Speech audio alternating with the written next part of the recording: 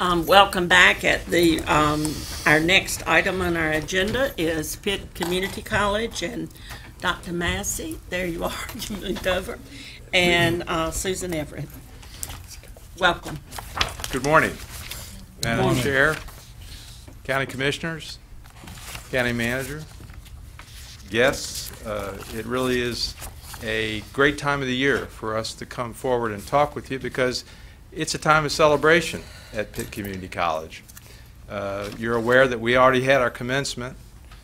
In fact, in the Daily Reflector, there was a great picture of one of our staff, Susan Everett, receiving a Distinguished Service Award, and it had our board chair, Mr. Paul Davenport, there, and it said it was Dr. Dennis Massey. Now, you knew that was incorrect. Did you consider that a compliment or an insult? Well, let me tell you that his brother, Lawrence Davenport, called him on the phone and teased him about it. But this really is a big time. This week is our GED Adult High School graduation at the Convention Center, and we've had pinning ceremonies and all kinds of things going on. We're already into summer session, so not much of a break as usual, and summer session looks to be another busy time for us, and we're preparing for fall term. So with the community colleges, there's not much of a downtime. We're always moving to serve the needs of our community, and as you know, there are multiple needs. We have a lot of different programs going on simultaneously. I just wanted to remind you of two goals that we have for the community college system and definitely for Pitt Community College. The first is access. And you know, that's been historically one of the major things of the community college system, the open door, providing access for a variety of citizens in our community to take advantage of upgrading their skills, preparing for jobs, and doing so at a high quality and a low cost to the taxpayer. And you know, the big addition to that issue has been the increase in students taking the first 2 years of their university work at the community college. I don't have to tell you the burden of the tuition increases that the universities have had has had its toll. And this is a big relief, of course, to students as well as to their parents to start out at the community college, and we welcome those students, and that has been a part of our increase in the last few years. The second goal, though, is just as important, and that is student success. We are doing everything we can to increase the number of degrees, completions, certifications, not just getting into Pitt Community College, but completing the programs and going out into the workforce, because we know that's what will be important to our community in the future and to families right away. So we are moving forward on those two goals, and we will continue to strive to accomplish them.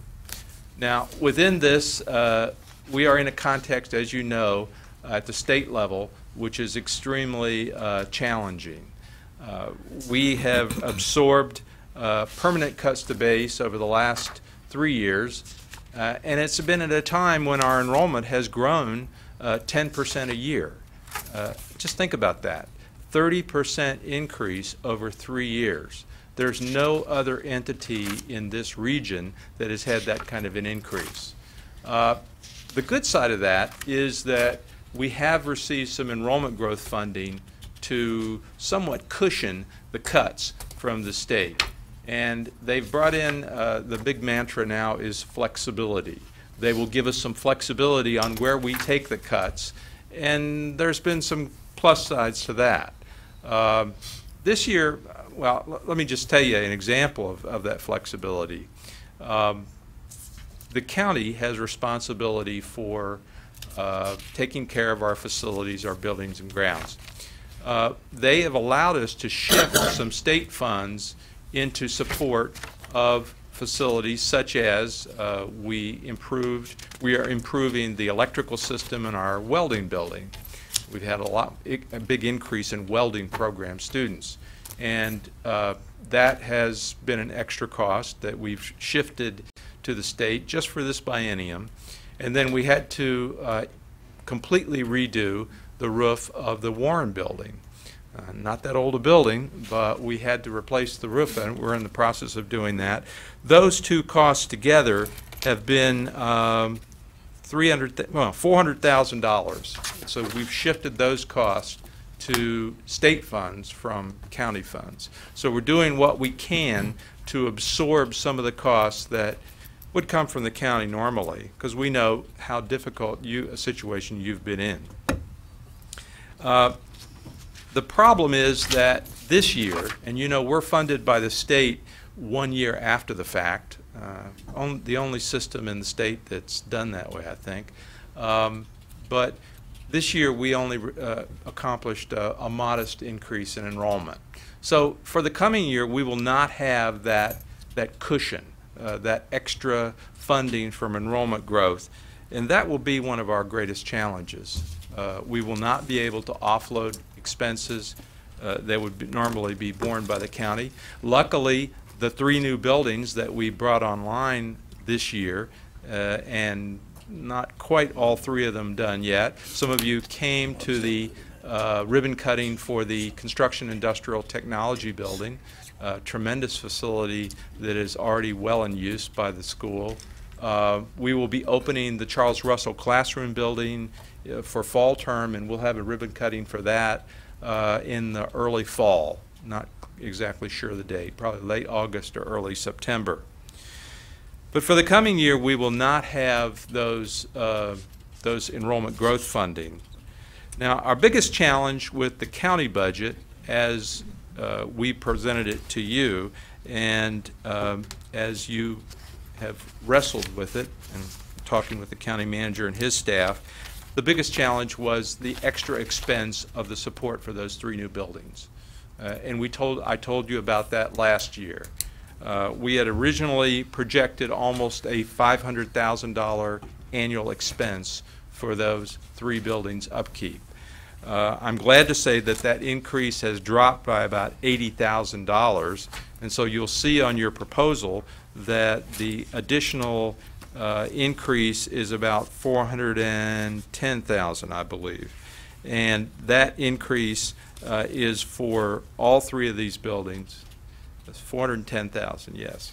And you may ask, well, why were we able to lower what was originally proposed to a lower amount?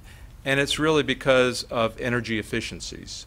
Our cost estimates originally were based on energy consumption patterns of similar buildings on campus, but the new buildings are built to a higher energy standard, and therefore we're realizing some decrease in consumption.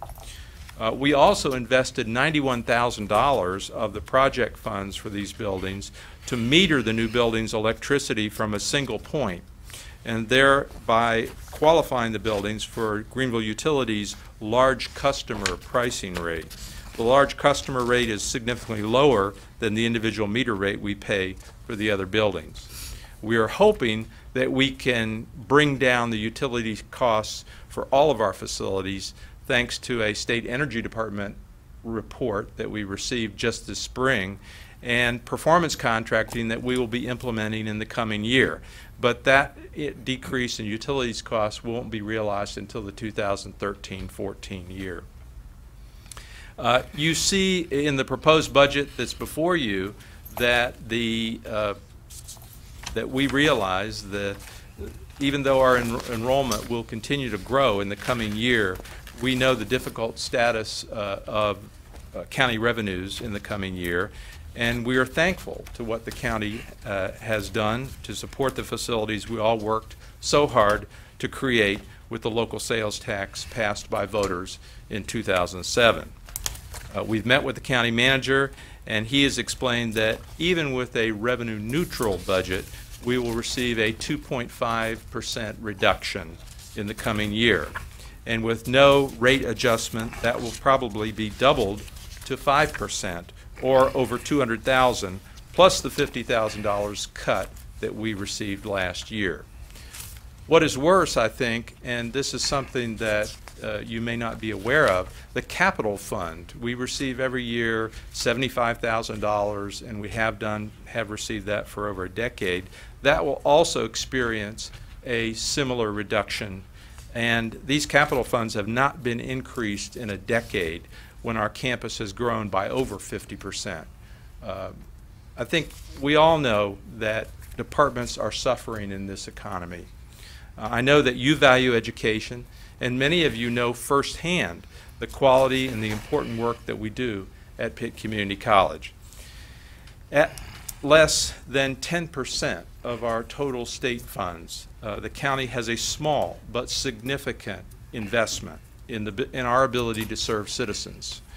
As the comparison with other colleges and counties, which I include, and that was in the first page of the letter that I sent to you, I showed some comparisons with other counties that have community colleges. We are far below the average in county support per student. In fact, of the 58 community colleges, we are number 47 in county funding. And it appears that we will be dropping even further down that list. We're lower than Beaufort, lower than Wilson, Lenoir, and I ask you for special consideration for our institution. Again, we are a small portion of the county budget, but a significant portion. I think what we do goes far in terms of serving our community, and we know that you have a number of major challenges and demands on the budget, but you also know that what you give to us, we make it go a long way. And we appreciate the support you provide and ask that you do what you can to retain our budget at the current rate. I'd be glad to answer any questions. I wanted to make sure that I mentioned Susan Everett, our Vice President for Administrative Services, Mr. Paul Davenport, who is our board chair, and Mr. Ricky Brown, that some of you may not have met. He's our business manager, and will be moving up to a chief financial officer position in the coming year when Susan decides to stay down at Blunt's Creek and not continue working at Pitt Community College. Glad to answer any questions that you have. Yes, thank you, Mr. Dr. Owens. Massey, you have reviewed the manager's proposed budget, have you? Yes. And it's about the reference that he made to $400 and some thousand being to help operate the new buildings that came on. Yes. Do you concur with that? Yes, that was As our his proposal. projection of it? That was our proposal, yes, sir. So between a $5 million budget, you're only about $110,000 apart. Is that what you're telling me? Yes. Thank you. Okay, Mr. James. I have no questions. Okay, Mr. McGlawhorn. No questions. Mr. Smith. No Mr. questions, Gaines? please. Anybody? Okay, no questions. Thank you very much for All your right, thank you. presentation. Appreciate it. Thank all of you all for coming. And if I survive this, I'll see y'all this afternoon. And we'll welcome the county schools. Dr. Emery first. Yes, thank you. Good morning. Morning. Appreciate this opportunity. I do want to say thank you for the cooperative and collaborative spirit we've enjoyed for the past few years. Certainly the last 3 or 4 with economics have been a difficult journey for all of us, and we really appreciate the tone and the ability to work together and your understanding of our needs. Michael is going to walk you through our budget. Let me say up front, we are asking for no new dollars, and we have met with the county manager as well and understand the scenarios and his recommendation. We appreciated at our last appearance with you your good grasp of the low wealth implications here and what an impact could be. Michael and I have talked about how to create a good metaphor for that, and instead of thinking of the negative metaphor, I keep thinking of the loaves and the fishes, and I wish that somebody around this table had the ability to look at this as the loaves and the fishes as opposed to how small our portions may need to be in the coming school year. But I just want you to, Michael's trying to paint a picture here literally, and I'll let him use his humor and creativity. But I do ask you as you look at this to think of the picture that despite the reductions that we've had to make since our 2008 fiscal year, last year we had the highest graduation rate we've had since we've been measuring it the way we do, which is freshmen in, seniors out. Last year we had the lowest dropout rate we've had since we've been measuring dropout rates in Pitt County and the state. Last year, for the first time, our out-of-school suspension rate fell below the state average, where for the first 5 years we measured it, we were in the top 10 school districts in the state for the number of students we suspended out of school. We're continuing to work on achievement. It's the one area I would tell you I don't want to stand on the rooftop and beat my chest as though we don't have plenty of room to improve. But despite the reductions, the loss of staff and services, the fact that we've been able to creep, even if it's 1% a year up in math and reading, is important for us. We also want to just remind you that last year we opened new facilities ourselves, Lake Forest School, as well as the conversion of Sadie Salter to a pre-K center with no increase in operations from you. In fact, our budget was reduced last year when we did this, as well as being able to subsidize both our local and state, particularly in the areas of technology, with federal grants that we're competitive grants. The school improvement grants that we've been able to bring into the county have given us the opportunity to put a lot of technology into the hands of teachers and staff that we believe is having a big impact on classroom instruction. So again, we appreciate your support, and we just ask you as you listen to our recommendation that you look at what we have been able to do in a time where we've definitely had less resources. Thank you. See if I can get the power.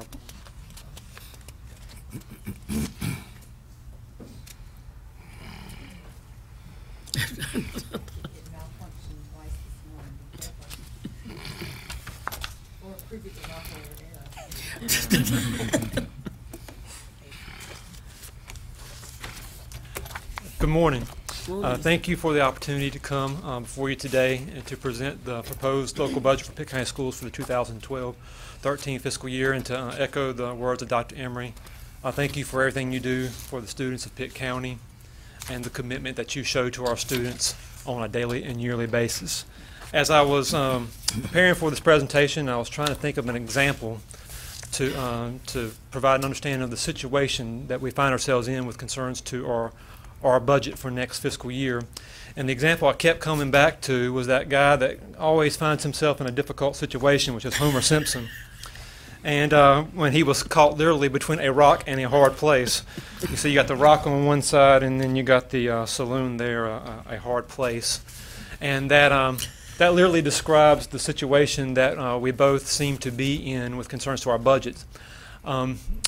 We've been in that position for the last several years, and what I'd like to do is again try to attempt to paint the picture of where we've been, not only with our state budget, but with concerns to our local budget for this current fiscal year as well.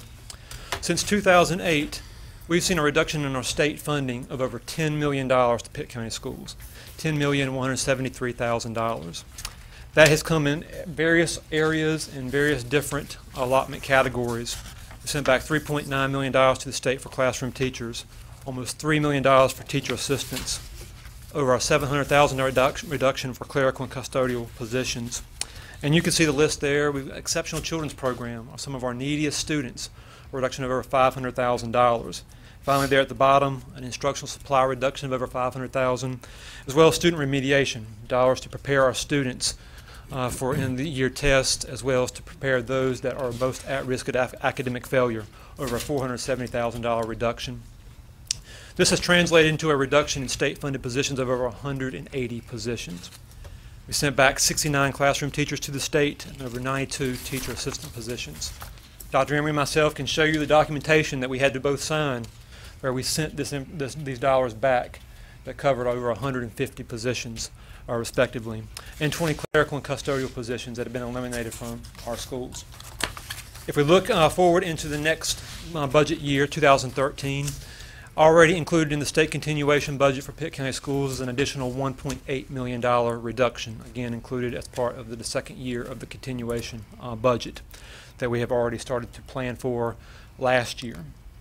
Our county appropriations from last year to this year reduced by approximately $560,000. It's a $185,000 reduction in operating allotments and another $375,000 in capital allocations. Now, $173,000 of that reduction came at the beginning of the year as part of the final approved budget, county budget for 2011-12, and then a mid-year reduction of $387,500. At the same time that we've seen appropriations reduce, we've seen the cost of doing business increase. Here represents $586,000 of unfunded increases in the cost of operation, with concerns to employer benefits, facility operations, and incremental increases to open and operate Lake Forest Elementary School. That's $586,000 that we did not request nor receive an increase in order to operate our operations, maintain the status quo. So that is a $1.2 million budget reduction on the local side, made up of both a reduction in operations and unfunded increases. So the question, how do we balance our 2012 budget with almost a $1.2 million reduction on the local side? The answer, very difficult budget reductions and redirections of almost $1 million. The Finance Committee of the Board of Education worked for about a 3-month period this past year to identify over $987,000 worth of local budget reductions. And I'm not going to go through every single one of these, but I'm going to hit the highlights here. We reduced teacher supplement by $206,000, basically eliminated beginning teacher supplement until that teacher earns tenure. That's after 4 years. Completely eliminated the local mentor allotment. Together, the supplement and the mentor allotment represents over $338,000 for those teachers that need the support the most. And you can see cut our custodial allotment. Outside legal counsel was cut by more than in half. Supply reductions at the school level, cut workshop expense, travel expense, membership dues, right on down the line. That's $987,000 worth of cuts at our local level made by the Board of Education. They can tell you that was not made easily nor lightly. So over $13 million in reductions over the last 3 to 4 years to our state local budget. That's where we've been. That's the picture that's been painted to us to date. I think we all agree in the spirit of the painting the picture theme, it all makes us want to scream. But moving forward, we must ask the question of where do we see ourselves going? How will any additional reduction in county funding impact Pitt County schools? So that gets to the proposed budget for the 2012-13 fiscal year. We have proposed county appropriations of approximately $35.2 million. Made up of operating appropriations of approximately $34.4 million and capital appropriations of $750,000. The proposed county appropriations does not represent an increase nor a decrease in the appropriations that we began this current fiscal year at. It's the status quo. And in addition, we're not asking for an increase to fund the increased cost of operations, which we projected at $367,000. That would cover the increased cost of employee benefits as well as liability insurance increases. When we met with the county manager last week and the county finance officer, Dr. Emery and myself, we reviewed the potential scenario where if the property tax rate were not adjusted to revenue neutral, we could be looking at a $1.6 million reduction to Pitt County schools. And again, assuming that first dollar is taken from our capital allocation of $750,000, that would leave a $918,000 additional reduction to our operations. I think the impact of such a reduction can be categorized in 2 ways. The additional negative impact on the school system's operations and, again, the impact on our state low wealth allocation. First of all, the additional negative impact to the school system's operations. Given the fact that we've reduced over $13 million to our budget already, the directions we go from here are very limited. In fact, we find ourselves look like we're standing in front of these signs, stop and keep moving, not really knowing which direction to actually go. But we do know that an additional reduction to Pitt County Schools will require us to make additional tough decisions, which could include the likes of elimination of 10 locally funded CTE, career and technical education teachers, 10 locally funded academically gifted teachers, elimination of 29 teacher assistant positions, or a reduction of 1.25 hours worked per day for all teacher assistants. That would impact approximately 220 teacher assistants. We could reduce the teacher supplement from 5% to 4% for all of our certified staff. That would impact about 1,700 teachers. A 50% reduction in the coaching, art, band, and extracurricular supplements for the time spent outside the instructional day performing these functions. That would impact about 520 employees. A $20 reduction per student in classroom supplies. That would reduce about $472,000, impact 23,000 students. Elimination of 24 clerical and custodial positions. That would cover a $918,000 reduction.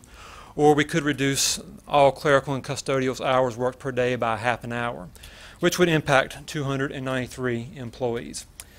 To say where we might go, we're probably looking at a scenario, a combination of all these different scenarios, if we have to look at making additional reductions on the operating side. The short of it is that we did cut $1 million out of the budget this year, the Board of Education, through the direction of the Finance Committee, working with staff. To reduce another $1 million will be very significant, and more than likely it will have an impact on instruction as well as a large number of employees. The second impact on the state allocation, low wealth allocation. We discussed this at one of the county commissioner meetings last month, where state low wealth provides additional funding to Pitt County Schools for instruction due to the county's status as a low wealth county, which is a county identified as not having the ability to generate revenue to support public schools at the state level. For this current fiscal year that we're in, we received over $6 million in state low wealth allocations that funded 145 instructional teaching positions in areas such as regular instruction, career and technical education, exceptional children, academically gifted teachers, as well as English as a second language. That's 145 teachers in our classrooms on a daily basis providing direct instruction, engaging our students that would not be there without the low wealth allocation. There are 3 requirements in order to receive low wealth, and the one most pertinent to this conversation would be the supplant requirement, which basically says low wealth funding cannot be used to replace funding for education at the county level. And counties are required to maintain a calculated level of funding in order for school systems to continue to receive that allocation.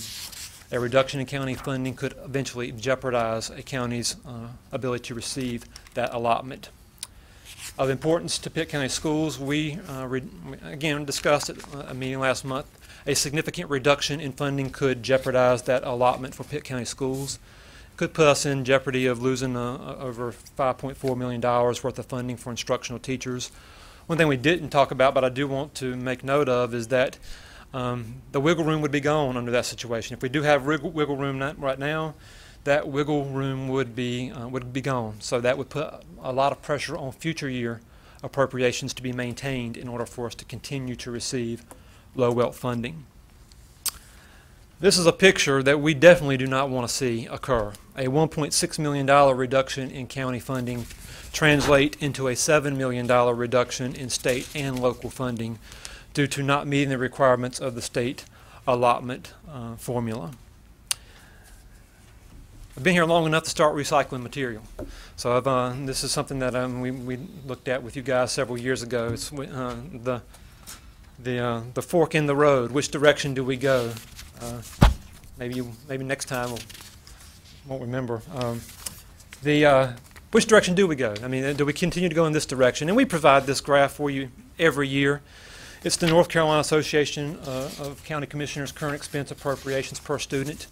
For the longest period of time, it was presented to see, to talk about being in the top 1/3.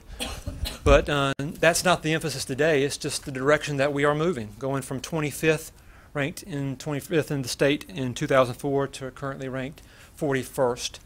And no doubt an additional reduction on the operating side would push that even further. Ultimately, we all like to see Pitt County as being the leader of the East and a leader within the state. And I can't say this enough. We are in this together. You know, no matter where you go with your budget, we are joined at the hip with concerns to the importance we place on education and the commitment that we show to our students. And we will do everything, and I think we've proven that to you over the last many years, that we're willing to work with you and understand the predicament that you guys are in. The question that we ask is, where do we go? Do we look at a revenue neutral rate? Do we leave the tax rate as is, or somewhere in between? All we can do is present the needs of the school system and then work with you to accomplish your goals and our goals as well. We'll continue to be measured not on numbers on paper, but based off the performance of our students in producing productive citizens that are taxpayers, that widen the economic base of Pitt County and prepare us for the future. We thank you for your time, and we'll answer any questions that you may have.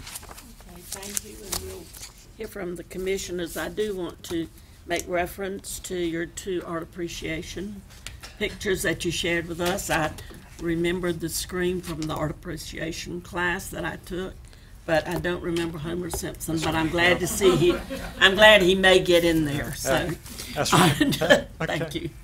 Okay, we'll start with you at this end, Commissioner Webb. If you've got a question or a comment. Yeah, thank you for your presentation, and as well as you, Dr. Emery. Thank you for your cooperation with us. I think everyone's agreed that we need to make sure our schools are properly funded, and I'm definitely supportive of that. On a side note, in the spirit of cooperation, how much money do you have in fund balance? Our undesignated, unobligated fund balance in the general fund is approximately $3.75 million. And that is county ad valorem taxes that makes up that total? Could be a mixture of that as well as other operating revenues that we receive, miscellaneous revenues. Has there been any thought of remitting some of those funds back to the county to help us cover other costs? For example, we'll just use whole numbers. If $2 million was remitted to the county, we may be able to meet your total request easier. And also, we can buy a lot of cars for the sheriff with $1 million and fund other things that we need to fund when it's county money that's been put there, that's been, stored away. And I understand the need for savings and things, but, if a building's damaged, I believe we pay for that. It doesn't come out of that. Well, our goal over the tenure that I've been here is not to come to the county to request a bailout or to fund the furnishing and equipping of new facilities and programs. And out of a $220 million budget that we operate, $3.75 million fund balance is not extravagant, and to cover ourselves for those one-time needs, as well as to not have to run to you guys every time for a bailout. I think in cooperation, I would think that there would be some appreciation of that as well, that we try to maintain our operations so that we don't have to come to do that. Oh, absolutely. We may be in the need of a bailout to get some other things done, because I've, especially as respects to the car situation, I've ridden in cars and having driven them at speeds that are extremely frightening in a good vehicle, and it's not just that. Like, so that's an example of a lot of needs that we have, and that's money that's there. And I would just ask you, before you look at it that way, ask us for the age of our fleet. Ask us for the age of our activity buses, which are a local expenditure. Ask us the last time we purchased vehicles or our facility services. We'd love to dig into that fund balance and update our fleet as well. So if you get to that and you start looking at what does that look like, we'd love to give you the age and inventory of our. Oh, I have no doubt you've been a good steward with it. That's not the question.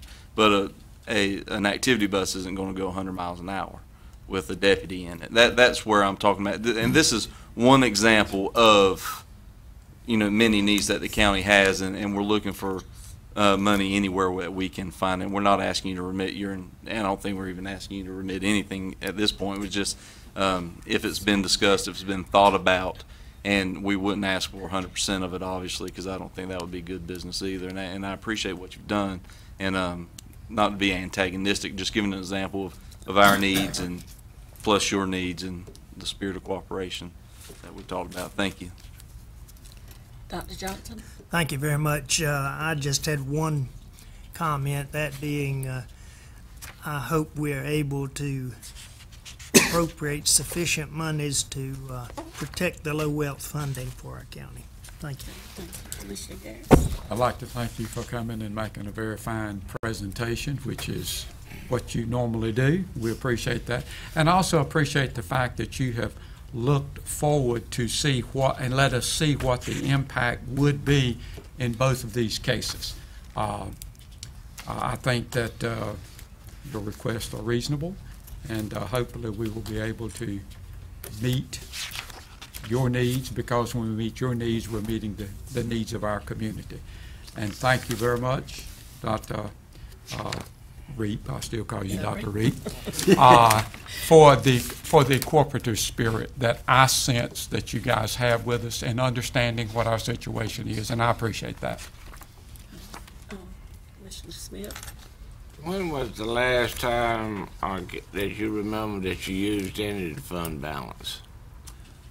Well, we just this past couple of years, we used $1 million worth of fund balance to fund the furnishing and equipping of Lake. I tell you to you this way: if you take Creekside Elementary, Hope Middle School, Ridgewood Elementary, Lake Forest, Sadie Salter Pre-K Center, we've probably got $5 million worth of furnishing and equipping those facilities that we have not had to come back and leverage debt for desks and small instructional equipment. And we've been able to do it in-house without having to come and ask you for the additional money as well. So yes, significant amounts of money. One other question. What county funds, what's the magic number that we have to give to the school or fund to the school system to ensure that you will get the same amount of low wealth funding that you had this year? Well, at the last time we discussed this with you, we talked about a magic number of $1 million, somewhere around that number. The exact calculation is done up in Raleigh. I do not do that exact calculation. I have done my own projections that would say that would be around about, but I have no guarantee. I have that feeling that if you go above that or around that amount, that it would be putting us in jeopardy of losing that low wealth supplement. Is that funding figured each year, or is the funding pretty stable from year yes, to it's year? It's a formula that's done on an annual basis. Okay. Yeah. Thank you. Okay. Commissioner McLaughlin? Thank you for your presentation. I think it was a very fine. I can't help Superintendent Embry, but going back to the unitary status, and I don't know how any of this plays into that, but it seems to me that that some of this indirectly or directly would play into what we're talking about. I keep reading in the paper the concern of the unitary status, how we have to meet that and show that this county has progressed to recognize those problems that we've had over the years. Now, I certainly think that somehow, again, indirectly or directly, equipped to some funding. Could you talk to me about that? And I think this is very important for our people. Well, I appreciate you raising that issue. Certainly, $1 million reduction, as we've laid it out, the options that we have to look at here could have an impact there. What we've tried to do in structuring our money is to look at our highest poverty schools. So a lot of our allocations are not just based on enrollment, but the poverty of that school or that particular area. So for example, with our federal dollars, we have a tiered system. So the higher allocations go to schools with a higher poverty rate. And that allows us to make sure we have additional resources and programs in those schools. We've been blessed for the last few years to have the Race to the Top money. We have 2 more years of that, and so some of the extra programs we've put in place to try to help us with unitary status achievement have been funded through Race to the Top money. But certainly because unitary status looks at all those factors, like facilities and extracurricular, transportation, if we lose custodial clerical or we lose bus drivers and kids have to ride longer routes, all of those could have some impact on our achieving unitary status. And I hope, now that I've said that, I also hope the federal courts won't just look at 1 year. What's been difficult is, Pitt County has been under court order for 50 years. And many of us in leadership positions in the last few years have been put on the hot seat to try to get unitary status achieved at a time where we've had difficult economic times to balance as well. So I'm hopeful the courts won't just look at what's happened this year or last year, but they will look at this over the long haul, because there have been many years that there's been great county funding, more so than we've enjoyed in the last few years because the county was able to do it. So I'm hopeful that while a reduction could have an impact, that the courts are going to look at us over an extended period of time and not just what happened last year or this year. Okay. Is that it? Commissioner James? Yes, I have several questions. Number one, I've been talking for several years about, and to me this is the reason that you don't have the dropouts. You have higher graduation than a long time, but you can have much more. And all you have to do is, and it won't cost us much money. You can save hundreds of thousands of dollars. When I graduated from high school, and I told you this before, it was 16 units. Then it went up to 18. The state of North Carolina is 21 units. We are 28. That's 7 units above what is required. That takes extra classrooms, extra teachers, extra money to take in to do this. And more important than that, it causes your dropout rate to go high, much higher. Success breeds success. And if we don't break the cycle that we have, and we're in a cycle that the parents don't graduate, the kids don't graduate, so we've got that and we're going over and over again. I learned this a long time ago, that when I was teaching, I much rather give an A than give a D or an E, because I know it's going to follow him or her, and they're going to be much more happier. And if we can have these students that will pass, you don't have the discipline problems. You don't have anything. You don't have dropout rates. So we can save hundreds of thousands of dollars, and these people that are there giving that teacher, I won't tell you what kind of trouble they're giving that teacher. You already know. Because they're going to be out. They're going to have a job. They're going to be successful. I know, because I've been there. And if you would do those things, you're going to save, good people, you're going to save a lot of money. There's going to be a lot more success. There's going to be a lot of more happy teachers because they don't have to put up with them. I preach that quite often, but evident it's working sometimes because you lower how much now on the graduation units. The first part of that change, Mr. James, was that we said that students who achieved their 19th birthday during their senior year and had met the 21 requirements graduate. And that's to help those students who are aging out. The one dilemma that makes this still part of the debate, despite your advocacy for 21 is that at 21, which is the state's requirement, there's really no room for electives. At 21, that's math, English, social studies, science, and it would mean no career and technical education. It would basically eliminate electives for those students. And so in the discussion, part of our discussion, and what makes this difficult to wrestle with, is that we also believe that some of those courses that give kids some hands-on marketable skills are also things that keep them in school. And so if you went from 28 to 21, you're talking about offering only that core academic curriculum that the state requires for someone to graduate. See, we need to change that. You got these students taking, all of them got to take algebra. They're going to pass algebra like I got a hole in my stinking head. And I probably got one, but they're not capable. God didn't create all of us equally when it comes to brains.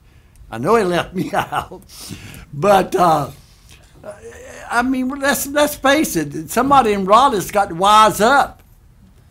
They really have. But the main thing, and you know, my family's always taught, the teacher now, and I get the thing that, our big problem is that these administrators, such as you, find too many papers for me to fill out.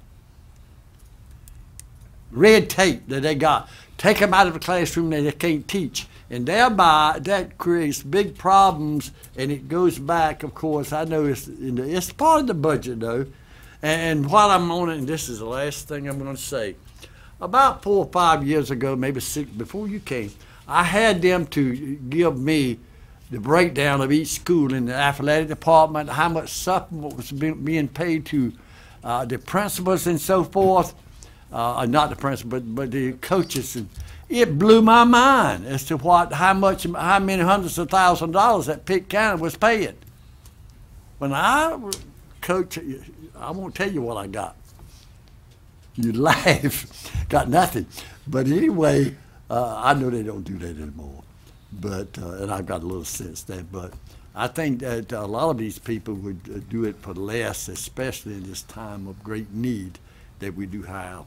I know I've talked too much and run my mouth a lot, but I'm really sincere with that. I think we can, I want to see these students stop dropping out, getting into trouble.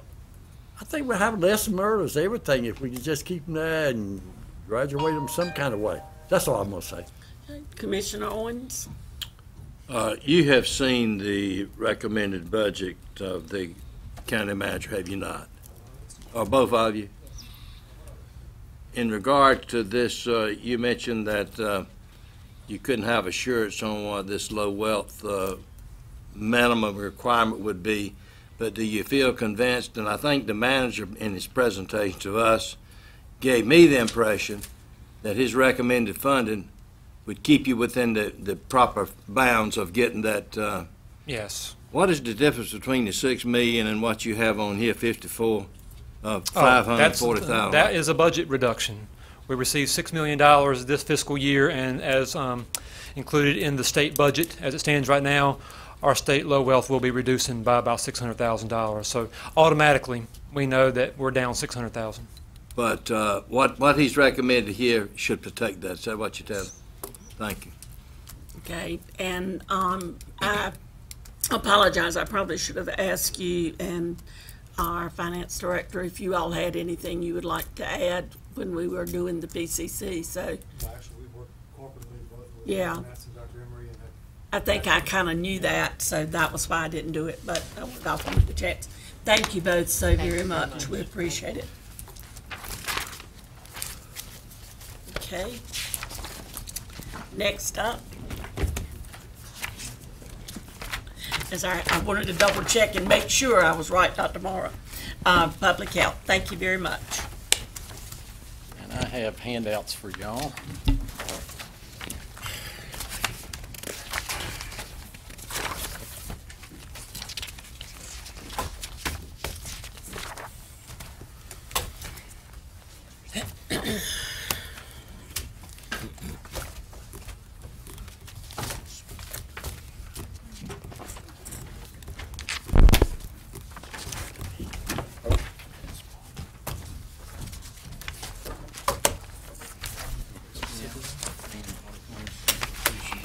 It's under. County manager has done his homework. Is it?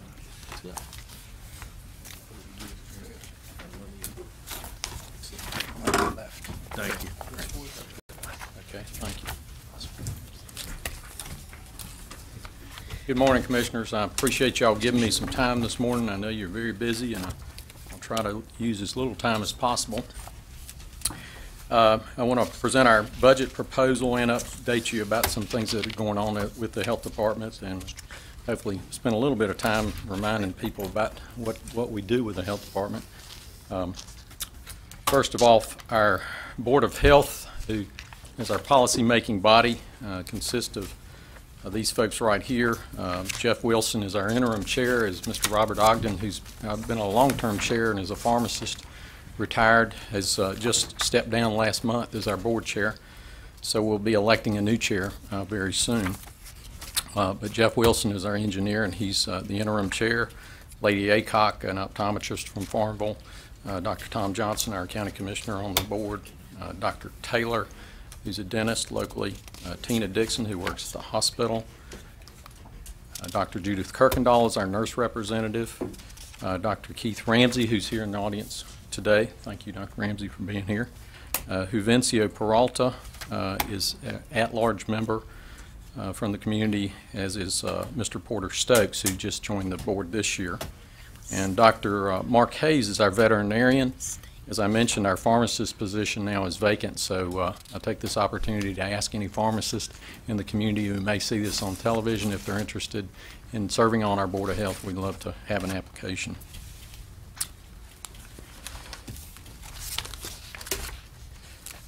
So just to remind folks, our mission statement is to protect, promote, and assure the health of all the people in Pitt County. So public health really affects everybody in the county, even those who don't walk into our building are affected by it. Our purpose is focused on the whole population and on prevention, and that means we can serve on a given day more than 200,000 people who may be in Pitt County at one given time. The way that we keep people healthy is through a number of means: control of infectious disease outbreaks. Outbreaks are not as common as they were 100 years ago when public health started, but you know as well as I, we keep hearing about different types of foodborne outbreaks today and other threats that are communicable diseases that we're worried about every day. We inspect your restaurants, schools, nursing homes, child care centers, swimming pools, tattoo parlors, and many others. So we help to make sure that a lot of our Pitt County babies come into the world healthy. We provide prenatal care for approximately half the Medicaid population of the county, with the School of Medicine providing the other half. As I said, our primary focus is on prevention and on the population as a whole. We've been doing prevention for nearly a century. We are the prevention experts. This is our organizational chart. There are 5 divisions: environmental health, personal health, quick nutrition, health education, and administration. We currently have 126 employees and have 9.5 vacancies. We have 2 locations in the county: the Earl Trevathan Jr. Public Health Center and the Pitt County Office Park. And our environmental health division is located in what was the former Hill Burton Health Department here on 5th Street. We also operate the Smile Safari Dental Clinic at all the elementary schools in the county. During the summer, while schools are out, we are operating this at the Boys and Girls Club. We also operate our WIC program, Women, Infants, and Children Supplemental Food Program, at satellite sites in Farmville and Ayden a couple of days per month. And this program issues vouchers for healthy foods for mothers and children who are financially and medically eligible. Just to give you an example of, well, I think I hit the wrong button there. It's had a mind of its own, actually, today, not tomorrow. Was it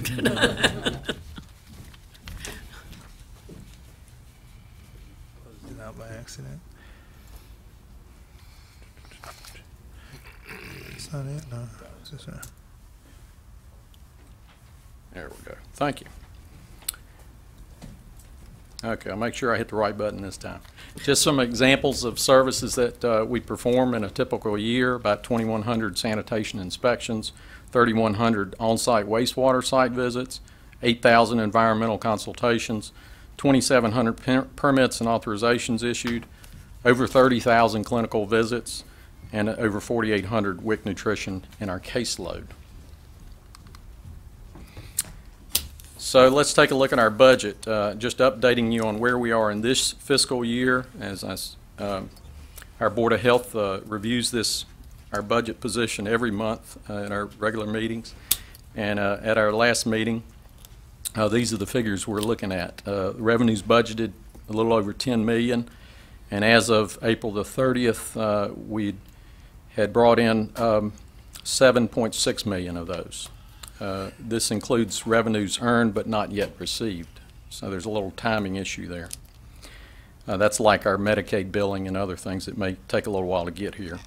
In terms of expenditures budgeted, we're at $7.7 million, so you can see where revenues are slightly under expenditures by about $21,176. Looking at our current situation, we project that we should finish the fiscal year using about $500,000 of our fund balance. And just to remind folks about our fund balance is built mostly from Medicaid revenues for our clinical services. This at one time reached about $2 million, but we last added to this fund balance in 2003. So since 2004, the county's adopted budgets have included an increasing amount of the health department's fund balance to support our operational cost. So we're presently down to $813,400 in our fund balance.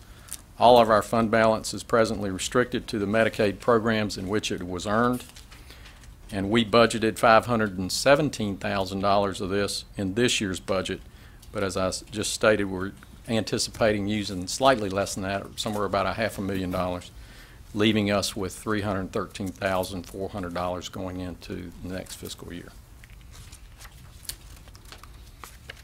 So this is our requested budget. This is the budget originally recommended and approved by our Board of Health. As you can see, this is a balanced budget. It represents a decrease from our last fiscal year of total of $330,874. After meeting with the manager, we have made additional cuts, and this is the manager's proposed budget with revenues of $9,448,268. This is a further decrease of over $239,000 over what the Board of Health had recommended. And you can see how those revenues are broken down there. In that budget, we have budgeted $288,000 of fund balance to go back into the Medicaid programs where they were earned, and this represents 92% of the estimated fund balance available for next year.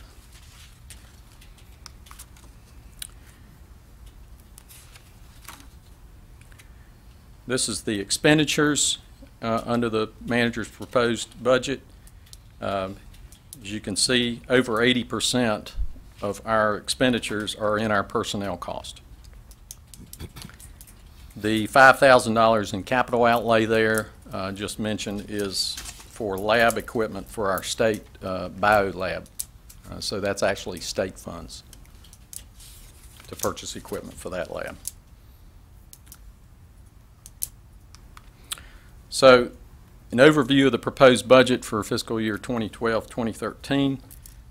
It decreases the county appropriations by $128,545. It appropriates $237,000 less fund balance than this year, and it eliminates 4.8 full-time positions. Those 4.8 positions are 2 nurses, 1 medical records clerk, 1 environmental health clerical position, and the 0.8 is a dental clerical position. Plenty of challenges for fiscal year 2012-2013. Broken them down here. Our North Carolina General Assembly is currently in session, and I'm trying to make sure that the cuts are not made to things like aid to county funds that we're worried about right now, and other areas that could severely damage our ability in Pitt County to protect the public's health. We would like them also to allow us to set local food and lodging fees like they do all of our other fees. We also want them to help us protect our groundwater by supporting the well inspection program, which was started a couple of years ago. So those are some of the hot issues from the General Assembly in the state right now. Of course, everyone is waiting to hear what the U.S. Supreme Court decision will be on the Affordable Care Act or health care reform law. We should have that decision sometime in June, as I understand.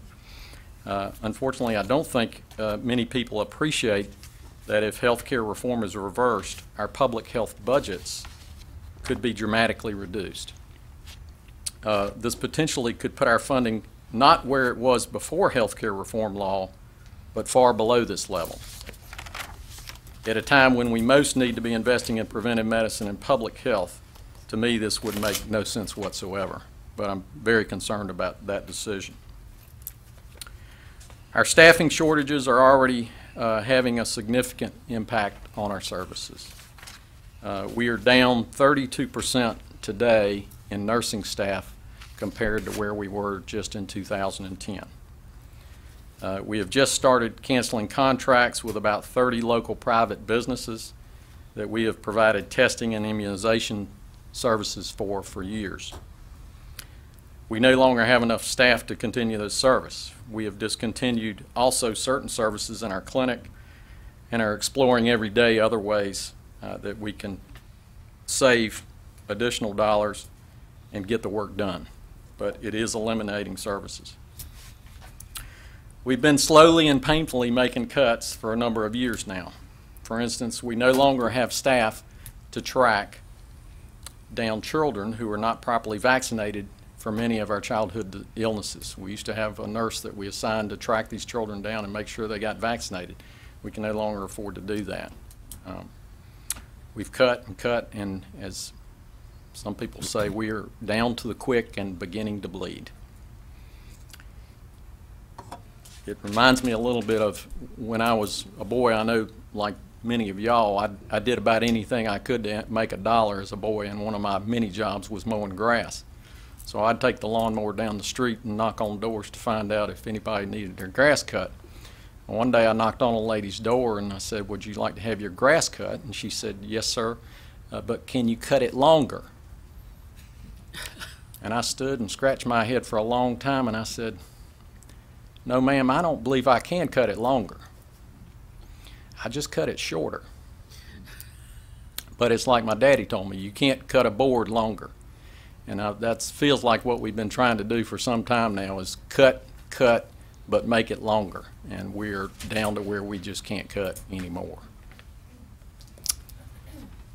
We're in our, the Pitt County Health Department is in our 95th year this year. We started in 1917 to watch over the health of the fine people of this county. We've come a long way, but we have many challenges yet to meet.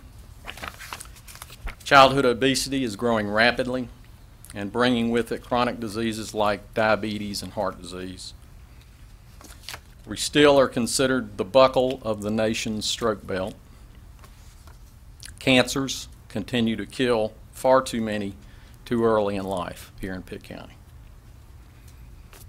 Our new paradigm of health requires us to create healthy communities through policy, environment, and system changes, making the healthy choice also the easy choice. New businesses are looking for healthy communities to locate in.